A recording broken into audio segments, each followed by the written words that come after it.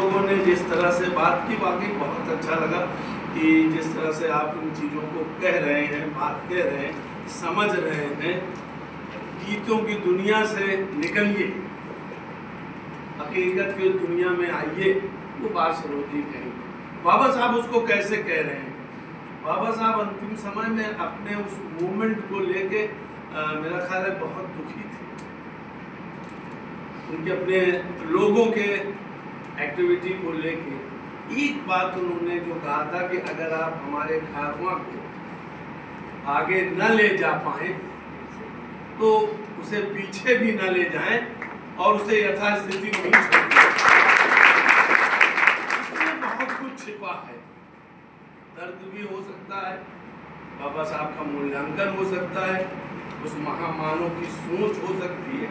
और उन्होंने उस अपने अंतिम सम्मान समारोह में कहा कि हमारे वॉल्टेयर कब पैदा होंगे। वॉल्टेयर, अब इसमें से आप अगर लोग जान रहे हैं तो वॉल्टेयर को समझ रहे होंगे।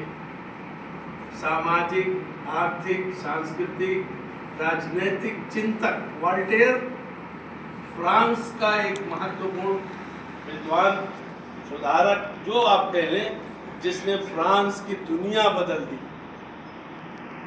बड़ा सोशल साइंटिस्ट, चिंतक, जिसने फ्रांस की क्रांति का मसौदा लिखा था। उस मसौदे को बाबा साहब ने दुनिया की तमाम रिवॉल्यूशन को उन्होंने पढ़ा था, वो बेहतर जानते थे। स्वतंत्रता, समता, बंधुता का शब्द जो है वॉल्टेयर के फ्रेंच रिवॉल्यूशन के मसौदे में पहली बार दुनिया को दिया गया।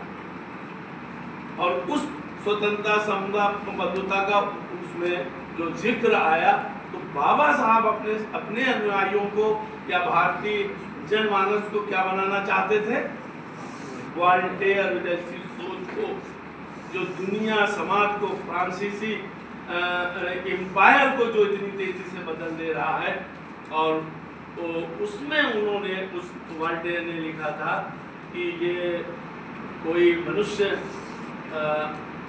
मैं जानता हूँ, जो अभिव्यक्ति की आज़ादी की बात आप कर रहे थे, वॉल्टेयर उसमें लिखता है कि मैं जानता हूँ कि आपको बोलने की, लिखने की आज़ादी दे दी जाएगी तो आप कूड़ा करकट भी लिखेंगे और रब्बिश भी लिखेंगे।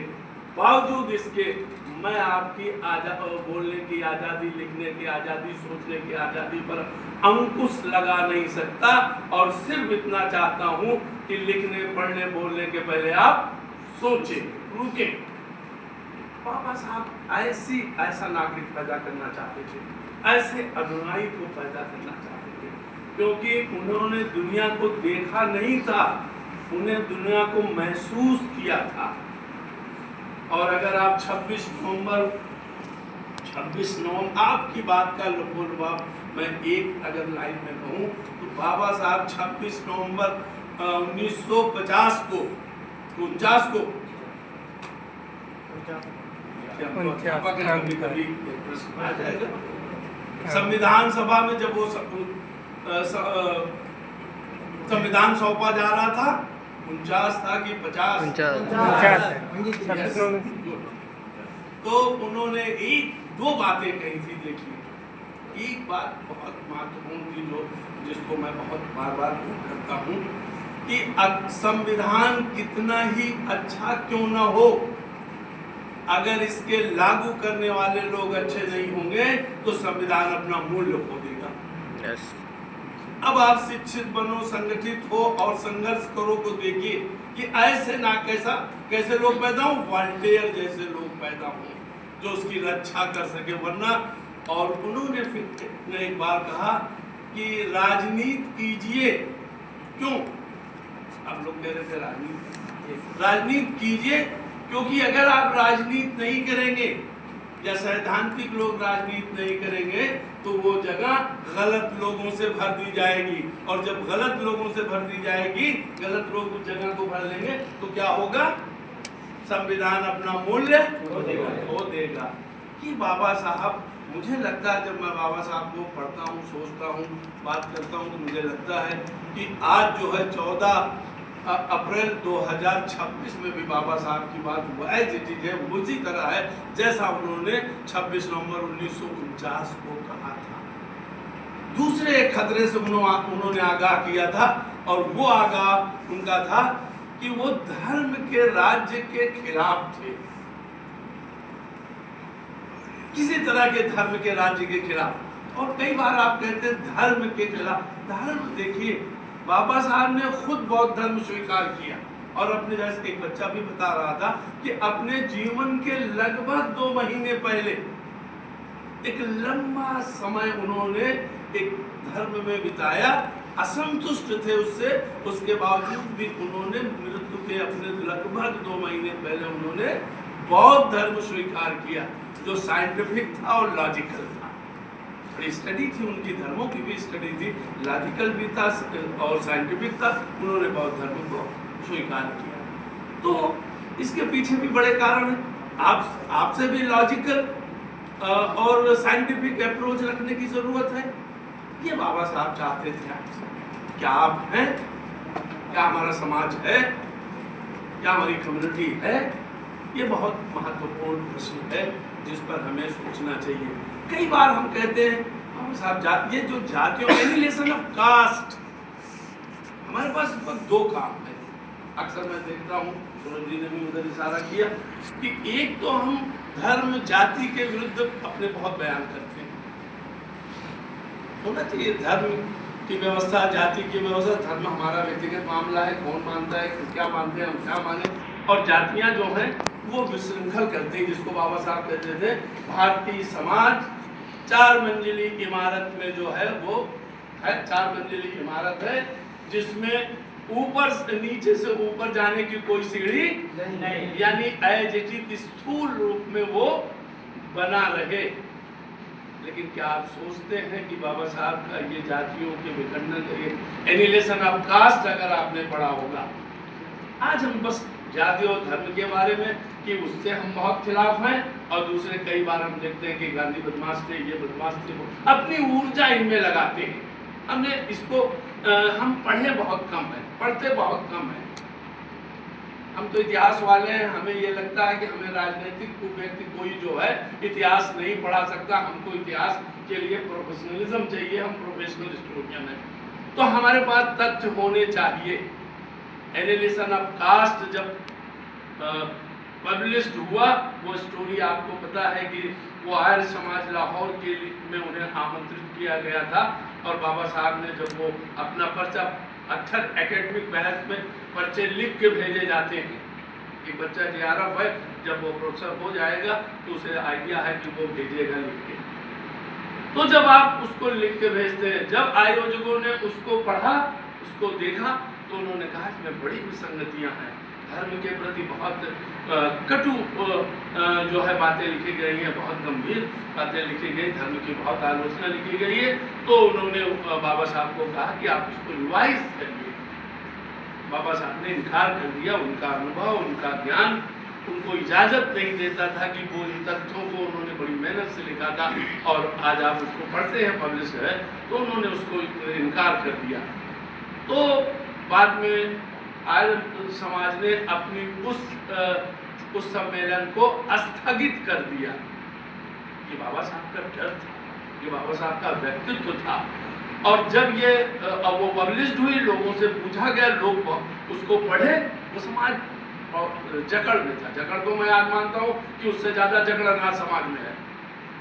लेकिन ये बात गांधी तक पहुंची। आप पढ़िए और देखिए परिवर्तन। गांधी के पास जब गए, गांधी ने से किसी ने बताया कि ये तो बहुत हिंदू धर्म की इसमें बुराई की गई है, इसमें तो बहुत गड़बड़ बातें लिखी गई है। गांधी का जवाब था कि अगर मैं बाबा साहब की जगह होता तो मैं भी यही लिखता, और जिस कम्युनिटी को, जिस समुदाय के आपने हजारों साल तक कोई अधिकार नहीं दिया, कोई उसको बल नहीं दिया, वो आपको भूल देगी। हमें नहीं पढ़ते। और पर बाबा साहब को जानिए, बाबा साहब के गांव के बारे में क्या करते थे। हम सिर्फ संविधान निर्माण, मेरी दृष्टि में संविधान में उनका योगदान या संविधान जिसकी चर्चा करते हैं, मेरे हिसाब से वो चर्चा जो है उनका 20 या 25% मान लेते हैं कि उनके जीवन का वो एक अध्याय है। उनके और बड़े अध्याय हैं जिन पर हम चर्चा नहीं करते। संविधान सभा की अगर आप डिबेट देखें तो बाबा साहब और कई चीजों पर बात कर रहे थे, लेकिन जो श्रेष्ठी वर्ग था, जो उसमें राजाओं के प्रतिनिधि थे और दूसरे प्रतिनिधि थे, वो अधिकार पर जो है वो तैयार नहीं होते थे। बाबा साहब दो चीजों को और जो है वो मौलिक अधिकारों में शामिल करना चाहते थे। बेसिक उसमें वो था शिक्षा का अधिकार और आवास का अधिकार, समान अपॉर्चुनिटी की बात, शिक्षा और आवास का अधिकार। तीसरी एक बहुत बड़ी चीज जो चाहते थे कि ये जमीनों का जो वितरण है भारत में या किसी भी समाज में, जमीनें हैसियत का रूप मानी जाती हैं। आप अगर गांव में होंगे, 4 बीघा 5 बीघा वाला जमीन वाला अपने को बहुत बड़ा मानता, कोई नौकरी भी कर लेता है तो भी लगता है कि जमीन अगर नहीं तो जमीन की हैसियत बहुत थी। बाबा साहब इन जमीनों के असमान वितरण पर बहुत दुखी थे। दो चीजें वो संविधान में चाहते थे कि शिक्षा का अधिकार मिल जाए और आवास का अधिकार। मनुष्य के 75% जरूरत की चीजें खत्म। अब उसको समानता की लड़ाई, समता मूलक समाज की स्थापना की लड़ाई बहुत आसान हो जाती, लेकिन ये दोनों अधिकार नहीं मिले। बाद के दिनों में धीरे धीरे कई कानूनों में संशोधन हुआ और हम लगभग बाबा साहब की उन्हीं बताए रास्ते पर आगे बढ़ते चले गए। लेकिन गांव को बाबा साहब गांव को क्या सोचते थे कि आप देखिए, और आज अपनी तुलना करिए, जो आज आपने एक डिबेट रखा था सोशल चेंज का और आज की तारीख में, उसमें देखिए कि आपने इन सब चीजों को उसमें इंक्लूड किया है कि नहीं। बाबा साहब गांव को कहते थे कि गांव बचबचाती नाली की तरह है। क्यों कहते थे? कहते थे गांव बचबचाती नालियों की तरह है। समता मूलक समाज की बात आप कर रहे हैं। वो इंडस्ट्रीज को कहते थे, शहरों को महत्व देते थे, क्योंकि सब असमानता का पूरा सेंटर जो है गांव पड़े हुए हैं। इसलिए वो कहते थे कि गांव में जितनी असमानता है, गांव जो है नालियों की तरह बजबजा रहे हैं। शहर को क्यों? इंडस्ट्रीज के फेवर में थे। आपने बाबा साहब को इस नजरिए से देखिए, आप देखिए कि उन्होंने ये जो ट्रेड यूनियंस बनाने की बात कही, हम इस पर चर्चा बहुत कम करते हैं। ट्रेड यूनियन, बाद में हमारे यहाँ एक लीडर होते थे जॉर्ज फर्नांडिस, बाबा साहब की बनाई हुई उसी यूनियन का आधार लेकर उन्होंने पूरे देश में रेल और इन सब चीजों की हड़ताल कराई थी। उसके जनक बाबा भीमराव अंबेडकर थे। जो इंडस्ट्रीज थी शहर में जो थे, और शहर में, और ट्रेड यूनियन का मतलब ये होता था मिलों में काम करने वाले लोग, गांव के जो कमजोर और गरीब लोग मिलते थे, ट्रेड यूनियन में एक साथ बैठते थे, भाईचारा वहां स्टैब्लिश होता था। वहां हर गरीब एक साथ बैठता था, वो काम करता था, उसकी यूनियन होती थी, उसमें सब लोग इकट्ठा होते जाते थे। धीरे धीरे ये इंडस्ट्रीज खत्म हो गई, ट्रेड यूनियन का रूप खत्म हो गया। और अभी जो 4 कानून आए हैं लेबर के, अगर आप देखिए कि 2022 to 2026 में 25 में बाबा साहब के समय में जो ट्रेड जो कानून बने थे, जो इंडस्ट्रीज के नियम बने थे, वो कहाँ हैं? ये आपके सामाजिक परिवर्तन, ये आपके जो उसका विषय है, उस डिबेट का विषय है, उस लेसन का विषय, उस क्या कहते हैं उसका अध्याय है। ट्रेड यूनियंस, बाबा साहब, हम देख रहे हैं कि हम अपनी बात नहीं कह पा रहे। ट्रेड यूनियन के साथ साथ वो चाहते थे कि मजदूरों का संगठन अपनी बात रखे और हड़ताल करने, स्ट्राइक करने का उसका एक तरीका हो, क्योंकि वो अपनी बात मनवाने के लिए उसके पास ये तरीका, ये हथियार बहुत मजबूत है। क्या वो ट्रेड बाबा साहब के वो जो रास्ते थे या वो जो सोच थी, क्या आज आप कर पा रहे हैं? सामाजिक समानता, समता मूलक समाज स्थापना करने का जो सोशल रास्ते या जो ट्रेड यूनियन के रास्ते, क्या आज आपके पास बचे हैं? बाबा साहब को सच्ची श्रद्धांजलि यही होगी कि हम उनके उनके किन चीज़ों पर संघर्ष करें और अपने में वॉलंटियर पैदा करें। कृषि कानूनों के जो कृषि कानून आज है, क्या बाबा साहब इसी तरह का कृषि कानून बनाना चाहते थे? महाराष्ट्र आसपास खोटी व्यवस्था थी, खोटी व्यवस्था कि जो सोसाइटी चेंज जहां से होता है वो गांव से होता है, शहरों में उसका रूप दिखलाई पड़ता था। खोटी व्यवस्था थी, जिसे आप कह सकते हैं कि एक मीडिएटर होता था जो लगान के बीच में वो होता था, वो मीडिएटर था, खोट होता था। और जिसको अगर और पीछे जाएंगे तो आपको एक खुद मिलेगा, 13-14 सेंचुरी में आपको खुद मिलेगा। तो खोटी व्यवस्था के खिलाफ थे कि कोई बीच में बिचौलिया न रहे। बिचौलिया न रहने का संघर्ष आज भी हम समझ कर रहे हैं। क्या सामाजिक न्याय का ये चैप्टर आज पूरा हुआ? मेरा फोन लो पूरा और वो इस तरह का जो असमान वितरण है खेतों का, मेरे बचपन में इस तरह की बातें सुनाई पड़ती थी। हम लोग चाइना या उन सब चीज़ों को जब सुनते थे कि सब सरकार खेत सब सरकार ले लेगी, मुझे लगता था, मेरे पिता को वो होता था कि अब मेरी सब सरकार जो है हमारा सब खेत ले लेगी और उस खेत में सब गांव वाले मिलके खेती करेंगे, जो पैदा होगा बांट लेंगे। बड़ी चिंता रहती थी हम लोग, हमारे पिताजी को। मैं समझ नहीं पाता था। बाद के दिनों में जब बनारस हिंदू यूनिवर्सिटी में आया और मैंने पढ़ना शुरू किया और बाबा साहब को पढ़ा, तो मुझे लगा कि ये बात कहाँ से आती थी।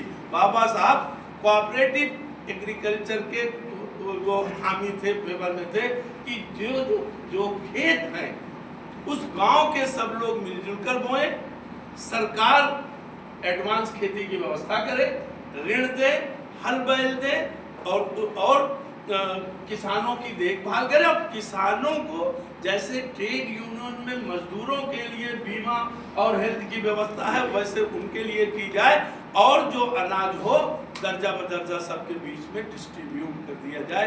इस तरह की फार्मिंग के बाबा साहब फेवर में थे, हम लागू नहीं कर पाए। भूमि सुधार होने थे और बहुत दिनों बाद, और इस भूमि सुधार को इस तरीकों को चाहते थे कि इससे भाईचारा, समता और प्रेम मोहब्बत बढ़ेगा। क्या हम इस पर खड़े हैं? क्या हम इसके लिए संघर्ष कर पा रहे हैं? जिस संघर्ष की आज स्मृति दिला रही थी आपको, क्या कर पा रहे हैं? मैं कुछ प्रश्न खाली कर दूंगा, बहुत देर हो गया। हमारे भी देखिए डिप्टी डायरेक्टर महोदया हैं, ये हमेशा उनको बहुत बिजी रहती है, ये समय है, तो मैं फिर कभी इस पर और डिटेल हम लोग बात करेंगे। लेकिन आपके दिमाग में प्रश्न है, कास्ट की आप बात कर, मैं एक प्रश्न और करना चाहता हूँ और ये आप इसको गंभीरता से विचार करें। बाबा साहब को मैं भी मानता हूँ, मैंने पढ़ा है उनको। आपने कितना पढ़ा है? राजनीतिक लोगों ने कितना पढ़ा है? फेसबुक पर जो आता है, सोशल मीडिया पे जो आता है। आज मैं सवेरे सवेरे देख रहा था, मेरा मन बड़ा खिन्न हो गया। पढ़ने की क्या जरूरत है जब सोशल मीडिया पर कुछ अफवाहें चल रही हैं, तो मैं तो ऐसे ही चल के बता दूंगा। आप सोचिए, जातियों के विनाश में बाबा साहब भी विश्वास करते थे, हम भी विश्वास करते हैं और शायद आप भी विश्वास करते हैं। अपने समाज के इर्द गिर्द देखिए कि आपने जातियों के विनाश के लिए क्या किया। सोचिए कि ये जो जातियां हैं हमारे बीच, जो हमारे समान हमारी जातियां हैं, 10, 12, 15, 20, 25 जातियां, क्या हमने उनमें रोटी बेटी के रिश्ते रखे? क्या हमने उनमें प्रेम रखे? उनको अपनी बराबरी का दर्जा दिया? ये बहुत ज्वलंत प्रश्न है जो मैं बार बार कहता हूं कि क्या हमने उनको सम्मान दिया? बात हम कहां कर रहे हैं? अगर हम उस पर सम्मान दे पाए तो मुझे लगता है कि ज्यादा बेहतर होगा। सुधार, मैंने एक बार कहीं पढ़ा था, आत्म सुधार ही संसार की सबसे बड़ी सेवा है। Charity begin from home. हम अपने घर में जब बातचीत करते हैं, हम अपने घर में शिक्षा पर बहुत बातचीत करता रहता हूँ, पढ़ाता हूँ, शिक्षक हूँ, तो हमेशा शिक्षा में आज़ादी हो, बच्चों को पढ़ने की सब बात करता रहता हूँ। लेकिन जब मेरी बेटी को बेंगलोर में जाने का मौका मिला तो मेरी फैमिली जो है वो नाराज़ हो गई, मेरे भाई वगैरह नाराज़ हो गए कि एक अकेली लड़की बेंगलोर जाएगी, ट्रेन के जो है 56 घंटे के रास्ते, अकेली लड़की वहाँ जाएगी MSc करने बायोटेक में। और दूसरे फिर बड़ा संघर्ष हुआ। हमारे भाई भी देहात में सब रहते हैं, वो हमारी ज्वाइंट फैमिली है, हमें बहुत संघर्ष करना पड़ा, उन्हें समझाना पड़ा, समझे। और मैंने आत्ममंथन किया कि अगर मैं अपने बच्चों को ठीक ठाक नहीं कर पाया तो मेरा ये शिक्षा देना, लोगों को समझाना बुझाना बेकार है। अंततः वो बच्ची गई और उस माने घर के लोग, और उसके बाद दरवाजे खुल गए पढ़ने के लिए। वो बच्ची गई, उसने PhD उसका सबमिट होने वाला है, उसने जॉब भी करी और सब कुछ उसने किया। लेकिन संघर्ष कहाँ करना पड़ा मुझे, और उपदेश में कहाँ देता था। हर सेशन में 100-200 बच्चे रहते थे, और ऐसे आप जैसे बुलाए जाए, कई जगह बुला लिए जाते हैं। अधीक्षक जी जैसे हमारे कई जो भाई हैं छोटे, हमें बुलाते रहते हैं, लेकिन मुझे संघर्ष करना पड़ा। तो क्या जातियों के बीच में एक तालमेल, छुआछूत और उनके बीच में आपसी भाईचारे, आपसी रिश्तों मेंटेन करने में हम अपनी सोसाइटी में क्या कर रहे हैं। बाबा साहब को श्रद्धांजलि देने का तात्पर्य होता है कि हम अपनी लेबोरेटरी में इस तथ्य को जांच कर लें। अगर हम इस तथ्य को सही बदले हैं तो मुझे लगता है कि हम बाबा साहब के सच्चे वीर पुत्र हैं। वरना हम राजनीतिज्ञों की तरह भाषण देते, हम भी चले जाएंगे, आप भी सुन लेंगे, और गीत भी आप गाते रहे, बढ़िया बात करते हैं, क्योंकि वो किताबों में लिखी है। लेकिन जो लेबोरेटरी है गांव की, शहर की, उसमें वो इबारत ही लिखी जाती है। हमें इस पर सोचना होगा। इसलिए आप में से हम कहते हैं एक कदम और आगे बढ़कर इसको ऑफ द रिकॉर्ड समझिए आप, कि इसमें से डिफरेंट टाइप के साथी हैं हमारे, बहुत अलग अलग कास्ट कम्युनिटी के लोग हैं। क्या आपस में वैवाहिक संबंध, रिश्तेदारी, तो मेल जोल सब एक साथ हम कर लेंगे, यहाँ फाइनल खत्म कर लेंगे, हम यहीं से तय कर लेंगे, नहीं कर पा रहे हैं। तो बाबा साहब इस बात को लेके अगर आज होते तो बहुत दुखी, वो ये नहीं चाहते। वो चाहते थे कि आत्म सुधार हमसे चले, हमें सुधरना होगा। हम जब इस तरह से अपने को जो है तब हम बहुत बड़ी संख्या में यूनाइट होते हैं। बड़ी संख्या हमारी बनती, नहीं तो हम डिफरेंट चीजों में बटे हुए हैं। और इसका लाभ कौन उठाता है? ये जो लीडर है, जिसे आप सांप्रदायिक लीडर कह सकते हैं, जातिवादी लीडर कह सकते हैं, धार्मिक लीडर कहते हैं, या बिरादराना लीडर कह सकते हैं, वो हमारा लाभ उठाता है और वो हमारी यूनिटी को ब्रेक करता है, हमारे संगठन को ब्रेक करता है। बाबा साहब ये नहीं जानते, बाबा साहब ये नहीं चाहते। हमारी लीडरशिप जो हम जिसको हम अपनी लीडरशिप समझते हैं, क्या वो बाबा साहब के रास्ते पर चली हुई है? नाम तो वो बाबा साहब की ले रही है, नाम तो पूरा देश ले रहा है, पर वसूल पर कहाँ खड़ा है वो? जब हम नहीं खड़े हो पा रहे हैं, हमारी लीडर नहीं खड़ी हो पा रही, तो ये जो सत्ता के लोग हैं, जो अभी एक बच्चा जो सत्ता की बात कर रहा था, जो सत्ता में जो बैठे हुए लोग हैं, जो हमारा इस्तेमाल करते हैं, चाहे सोशल मीडिया के जरिए, चाहे भावनाएं उभारकर, इनसे हम कैसे बचेंगे? हमें आत्मनिरीक्षण करना होगा, आत्म सुधार करना होगा, आत्मावलोकन करना होगा, और तब समझना होगा कि बाबा साहब चाहते क्या थे।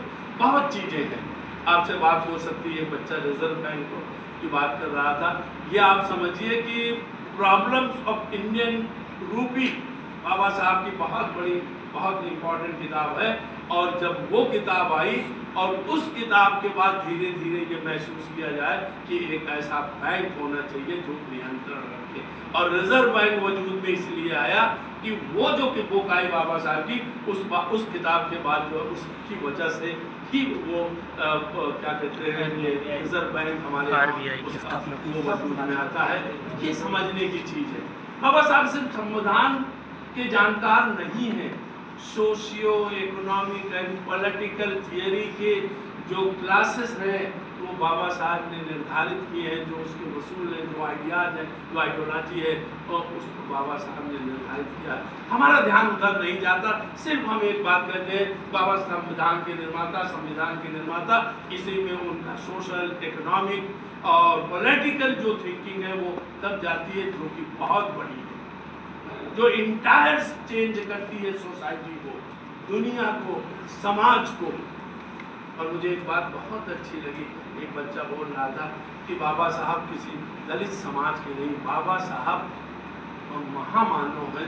बाबा साहब ने जिन सिद्धांतों को लोगों को दिया, वो सिद्धांत मानवता के लिए है, वो इंसानियत के सिद्धांत हैं। तो बाबा साहब किसी एक बिरादरी के, किसी एक देश के, किसी एक समाज के नहीं हैं, महामानव हैं, विश्व मानव हैं। उनके सिद्धांत जो है विश्व शांति के लिए, सामाजिक समानता के लिए, समता मूलक समाज बनाने के लिए, स्वतंत्रता बनाने के लिए आज बहुत ही समीचीन है। हमें उन सिद्धांतों पर चलना चाहिए, उन सिद्धांतों की वकालत करना चाहिए, उन सिद्धांतों के लिए संगठित होना चाहिए और उन सिद्धांतों के लिए हमें संघर्ष करना चाहिए। लेकिन हम ये तब कर पाएंगे जब हम शिक्षित होंगे। शिक्षित होना डिग्री का मापदंड नहीं है कि ये BA, MA, PhD कर लेना डिग्री का मापदंड, ये शिक्षा शिक्षित होने का मापदंड नहीं है। साइकोलॉजिकली हमारा मानसिक जो विकास है वो बेहतर होना चाहिए। हमारा मानसिक स्तर वैज्ञानिक होना चाहिए। बाबा साहब, और फिर कभी हम और इस पर बात करेंगे, समय बहुत हो गया। सिर्फ मेरा ये कहना है कि आप आत्मावलोकन लोग करें, आप सोचें कि बाबा साहब के जितने सिद्धांत हैं, क्या बाबा साहब के मानने वाले अपने घर में, अपने समाज में, अपने परिवार में लागू कर पा रहे हैं कि नहीं लागू कर पा रहे हैं। अगर लागू कर रहे नहीं कर पा रहे हैं तो हम बाबा साहब को सच्ची श्रद्धांजलि नहीं दे रहे हैं। ऐसे तमाम कानून हैं जिनको मैं आपको बता सकता हूँ जो संविधान के इतर हैं, जिससे दुनिया बदली, भारत बदला, समाज बदला, लेकिन हमारी नज़र उस पर नहीं है। और बाबा साहब की दो चीज़ों पर हमारी नज़र ज़रूर होनी चाहिए कि हमारा समाज तभी बदलेगा जब हम बदलेंगे, और हम बदलेंगे तो हमारे पास हमारा चिंतन जो है साइंटिफिक हो, वैज्ञानिक हो और कठोर ना हो बहुत। तब बाबा साहब की इस बात पर फिर हम कहते हुए की बात को विराम देंगे कि हमारे वॉलंटियर कब पैदा होंगे। जिन्होंने इतिहास पढ़ा है, पॉलिटिकल साइंस पढ़ा है, वो वॉलंटियर को जानते हैं। इसने फ्रेंच रिवॉल्यूशन का जो मसौदा तैयार किया था उसको कहा जाता है मानव अधिकारों का दस्तावेज। पहली बार ह्यूमन राइट, रिलीजन को छोड़ के, सभी रिलीजन के बाद मानव अधिकारों का दस्तावेज है, वो अपने तरीके से है, लेकिन उसका मानव अधिकारों का दस्तावेज, वो दस्तावेज तैयार किया। बाबा साहब चाहते थे कि इस तरह के न हमारा कोई अधिकार ले, न हम किसी का अधिकार ले, समता मूलक समाज हो, जात बिरादरी, धर्म, संप्रदाय, लिंग, भाषा और क्या रंग, इन सब की क्षेत्र, इन सब के अलग हटकर हम भारतीय बने और भारत की अस्मिता की बात करें, उसकी रक्षा करें और संविधान को लागू करने वाले अच्छे लोग पैदा करें। अन्यथा यही स्थिति होगी जो हम देख रहे हैं। आपने सुना, आप बहुत अच्छा आप लोग बोले, और उसको और ढंग से लाइए, मूल्यांकन कीजिए, आप अपनी लैब में उसको मूल्यांकित कीजिए और बात करिए। यहाँ तो आपको बहुत अवसर है, मैं तो आपके बीच में बहुत आता जाता रहता हूँ, इन दिनों नहीं आ पा रहा हूँ, लेकिन पहले बहुत आता था, आपको क्लासेस वगैरह लेता था, लेकिन इन दिनों कम आना जाना हो गया है। फिर भी कभी भी अगर ऐसा होगा तो हम लोग आएंगे, आपसे बातचीत करेंगे, आप कभी भी हमसे बातचीत कर सकते हैं। लेकिन आत्म सुधार करिए, अपने समाज में रिवोल्यूशन लाइए। शिकायतें का वक्त कहाँ किसी के पास, करने का वक्त है, शिकायत का वक्त नहीं। हम शिकायत करते रहेंगे, नतीजा क्या होगा? सरोज जी जो बता रही थी वही होगा कि बस शिकायत करते करते जिंदगी बीत गई। शिकायत से जिंदगी नहीं बीतती, करने से। ये करिए, ये बाबा साहब है। बाबा साहब कर्म में विश्वास करते थे और कर्म करके उन्होंने दिखाया। हमें पूरी उम्मीद है कि ये आप सब लोग नए सिरे से विचार करेंगे और अपने समाज, अपने परिवार, अपने लोगों में, अपने दोस्तों में किस तरह के विचार देखेंगे और उसका मूल्यांकन उसी आधार पर करेंगे। अपनी लैब में उनका मूल्यांकन करेंगे कि क्या हम बाबा साहब के बताए हुए रास्ते चल रहे हैं या नहीं। बहुत बहुत शुक्रिया।